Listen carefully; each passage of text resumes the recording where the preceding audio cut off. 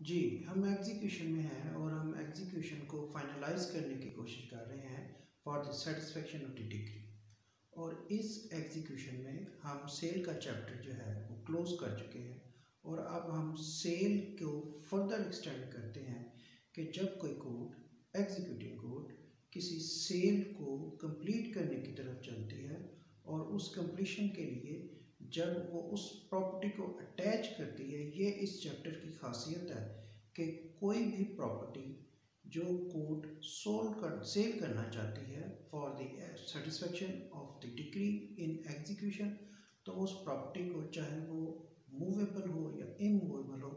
वो उस प्रॉपर्टी को अटैच कर लेती है। और जैसे ही वो प्रॉपर्टी अटैच होती है, उस प्रॉपर्टी को एग्जीक्यूशन से बाहर निकालने के लिए या सेफ गार्ड करने के लिए ऑब्जेक्शंस और क्लेम्स के चैप्टर जो हैं ओपन हो जाते हैं। अब ऑब्जेक्शन और क्लेम जो है ये थर्ड पार्टी जजमेंट डेटर या एनी अदर पर्सन जो है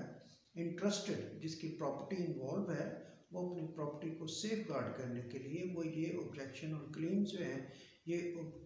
एग्जीक्यूटिंग कोर्ट के सामने रखते हैं। अब वो जो ऑब्जेक्शन और क्लेम्स हैं, उन ऑब्जेक्शन और क्लेम्स के ऊपर जो एग्जीक्यूटिंग कोर्ट है वो उस प्रॉपर्टी के बारे में इन्वेस्टिगेशन करती है, क्लेम्स के अंदर और ऑब्जेक्शंस के अंदर। उन इन्वेस्टिगेशन के ऊपर कोर्ट ये देखती है कि ये प्रॉपर्टी जो डिक्री होल्डर ने as a satisfaction of the decree judgment debtor की दी थी, क्या वो प्रॉपर्टी एग्जीक्यूशन में सेल करके डिक्री को सेटिस्फाई किया जा सकता है। अब जब ऑब्जेक्शन और क्लेम्स का चैप्टर खुलता है तो जो भी प्रॉपर्टी इन्वॉल्व होती है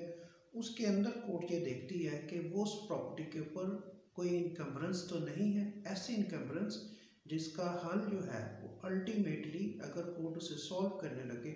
तो इस सूरत में निकले कि वो प्रॉपर्टी सेल आउट नहीं की जा सकती। उस इनकम्बरेंस की नेचर, उस इनकम्बरेंस की उसका जो स्टाइल है, वो लीज है, वो लाइसेंस है, वो रेंट है, मॉर्गेज है या एनी अदर कोई किसी एग्रीमेंट में बैठी हुई है, तो कोर्ट इन तमाम क्वेश्चंस को सॉल्व करती है। उसके टाइटल का जो क्वेश्चन है कोर्ट उसको भी सॉल्व करती है। और ये क्वेश्चन जो है ये कोर्ट मस्ट सॉल्व करती है और उसके इन क्वेश्चन को सॉल्व किए बगैर कोई भी एग्जीक्यूटिंग कोर्ट जो है वो एग्जीक्यूशन को फाइनल स्टेज की तरफ नहीं लेकर जाती। फाइनल स्टेज जो है जहाँ पर कि प्रॉपर्टी जो है वो फाइनली सेल आउट कर दी जाती है और सेल प्रोसीड से डिग्री को सेटिस्फाई कर लिया जाता है। अब ये जो ऑब्जेक्शंस के चैप्टर हैं ये ऐसे क्वेश्चंस हैं जो फुल फ्लेज राइट देते हैं, राइट ऑफ अपील, और फुल फ्लेज राइट देते हैं, right of full appeal and half appeal. Title के क्वेश्चन, एग्जीक्यूशन जो है ये सबसे टीडियस चैप्टर है, सबसे अजीब चैप्टर है सीपीसी का, जिसके अंदर आप एक हार्ड अर्न डिग्री को जब सेटिस्फाई करने की कोशिश करते हैं तो आपको पता चलता है कि अभी आपके पास और ऐसी क्वेश्चंस हैं जिन्हें कोर्ट सॉल्व करती है ऑब्जेक्शंस की सूरत में या क्लेम्स की सूरत में। और ये ऑब्जेक्शन और क्लेम्स जो हैं ये उस वक्त कोर्ट के सामने रखे जाते हैं जब कोई प्रॉपर्टी जो है कोर्ट के सामने एग्जीक्यूशन में सेल करने के लिए लाई जाती है और ऑब्जेक्टर्स या क्लेमेंट आकर वो क्वेश्चन उठाते हैं कि ये property for this reasons not saleable है for satisfaction of the decree. अब ये प्रॉपर्टीज़ जो हैं जब कोर्ट इनके ऊपर एक्सरसाइज करती है तो जैसे मैंने कहा कि डिफरेंट मॉड इस्तेमाल किए जाते हैं, उन मॉड्स में एविडेंस भी रिकॉर्ड की जा सकती है। और जब कोर्ट इन तमाम क्वेश्चंस को सॉल्व करती है और इस नतीजे पर पहुंचती है जिसका रिजल्ट उस प्रॉपर्टी को सेल करना है या उस प्रॉपर्टी को सेल नहीं करना,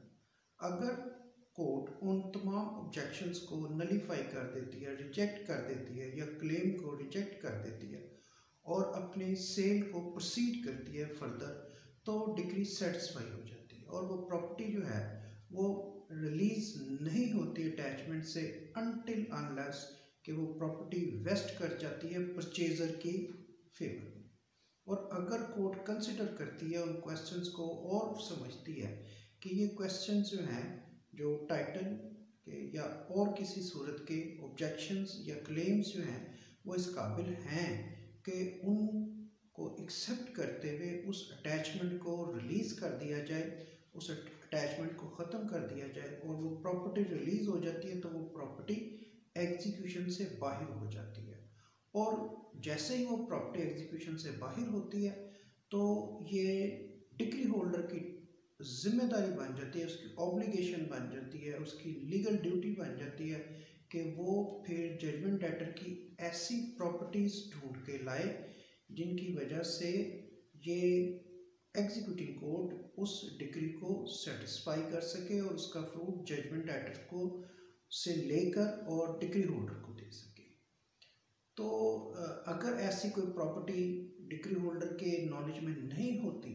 तो फिर एग्जीक्यूशन जो है वो अबेट हो जाती है या इंतज़ार में रख ली जाती है उस वक्त तक जब तक कोई ऐसा मौका, कोई ऐसी सिचुएशन पैदा ना हो जाए या ऐसी प्रॉपर्टी सामने ना आ जाए जो कि नॉन प्रॉपर्टी की सूरत में अवेलेबल नहीं थी, क्योंकि नॉन प्रॉपर्टी जो जजमेंट डेटर की थी जिनके ऊपर एग्जीक्यूशन करना चाह रहे थे वो कोर्ट ने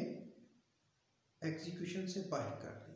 अब ये एक ऐसा चैप्टर है जैसे कि जो डिक्री की सूरत में दोनों पार्टीज को अपील का राइट देता था, इसमें भी during the proceeding and at the end of the proceeding दोनों पार्टीज के बाद फुल अपील के राइट्स होते हैं। तो इसके साथ ही हम अपनी एग्जीक्यूशन का चैप्टर जो है वो कम्प्लीटली क्लोज कर रहे हैं और इसके ऊपर हम मज़ीद जो है वीडियोस वो अब नेक्स्ट टॉपिक्स पर बनाएंगे।